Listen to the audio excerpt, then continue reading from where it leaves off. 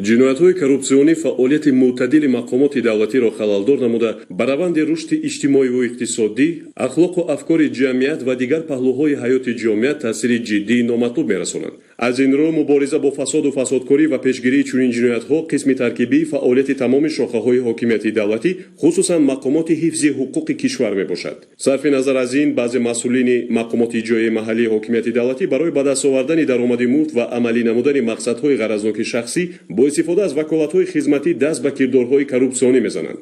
чунончи ҳангоми санҷиш аз ҷониби ниҳодҳои салоҳиятдор далелҳои ҷудо намудан ва истифодаи ғайриқонунии қитъаҳои замин дар ҳудуди ноҳияи Рашт ошкор гардид. муайян карда шуд ки раиси кумитаи идораи замини ноҳияи Рашт Ҷабборов Алимардон Сайғуфронович соли таваллудаш 1988 зода ва истиқоматкунандаи деҳаи Бинни Суфиёни ҷамоати Боқӣ Раҳимзодаи ноҳияи Рашт бо суистифода аз ваколатҳои хизматӣ ба фурӯши ғайриқонунии қитъаҳои замин даст задааст.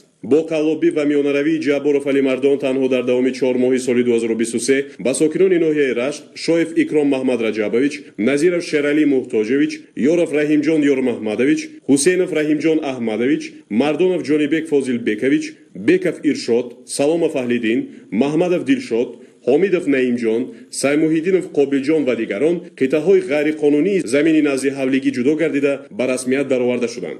барои маблағро дарёфт намудан аз сокинони ноҳияи Рашт барои қарорҳои назди ҳавлигӣ оиди ҷудо намудан ё вобаст намудан ба ҳар як кадомашон 2000 сомонӣ маслиҳат мекардам.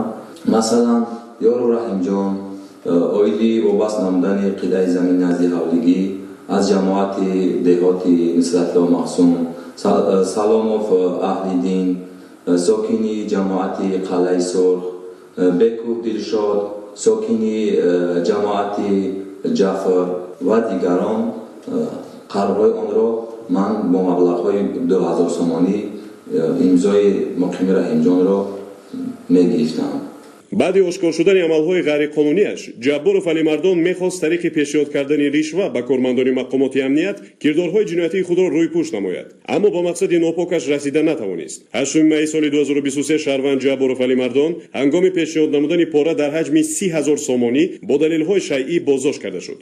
аз рӯи ҳодисаи мазкур бо дастрасии моддаҳои 320 қисми 2 ва 323 кодекси ҷиноятии ҷумҳурии Тоҷикистон парвандаи ҷиноятӣ оғоз карда шудааст. тафтишоти пешакӣ идома дорад. ҳолати мазкур аз он шаҳодат медиҳад ки новобаста аз ғамхориҳои ҳукумати Тоҷикистон дар самти таъмини сокинони кишвар бо қитъаҳои замини назди ҳавлигӣ то ҳол ашхоси алоҳидаи мансабдоре ёфт мешаванд ки бо мақсади ба даст овардани даромади муфт вориди пайроҳаи ҷиноят мегарданд ва ба аъмоли коррупсионӣ даст мезананд.